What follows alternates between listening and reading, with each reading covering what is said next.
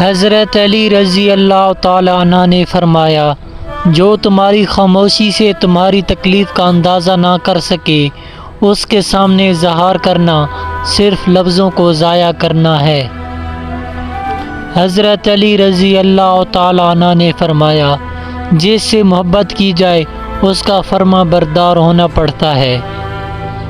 حضرت علی رضی اللہ تعالی عنہ نے فرمایا، کسی پر بھروسہ کرو تو آخری حد تک کرو، آخر میں یا تو اچھا سبق ملے گا یا پھر اچھا دوست۔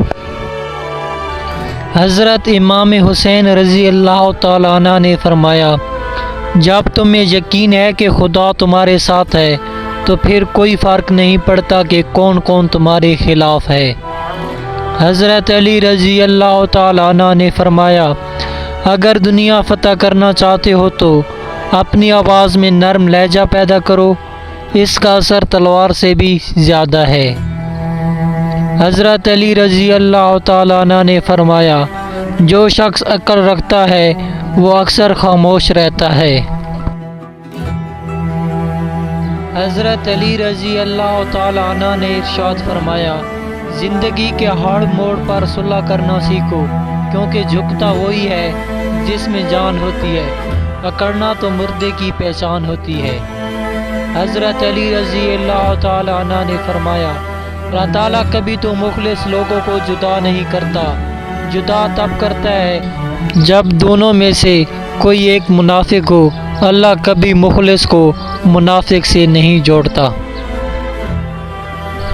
حضرت علی رضی اللہ تعالی عنہ نے ارشاد فرمایا، زندگی میں ساتھ دینے والے اگر بے بس اور لاچار ہو جائیں تو انہیں سنبھالا جاتا ہے، تبدیل نہیں کیا جاتا۔ حضرت علی رضی اللہ تعالی عنہ نے ارشاد فرمایا کہ اگر کسی کے گھر جاؤ تو اندھے بن کے رہو اور جب باہر نکلو تو گونگے بن کر نکلو۔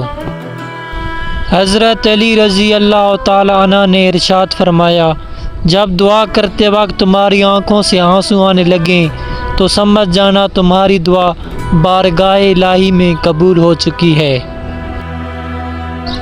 حضرت علی رضی اللہ تعالی عنہ نے فرمایا، جو شخص تم پر غصہ کرے مگر پھر بھی تعلق ختم نہ کرے، برے وقت میں تمہارا سچا ساتھی ہے۔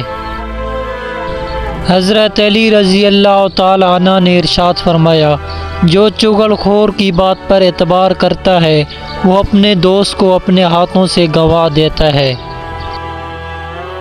حضرت علی رضی اللہ تعالی عنہ نے فرمایا، بہت سے پڑھے لکھوں کو دین سے بے خبری تباہ کر دیتی ہے اور جو علم ان کے پاس ہوتا ہے انہیں ذرا بھی فائدہ نہیں پہنچاتا۔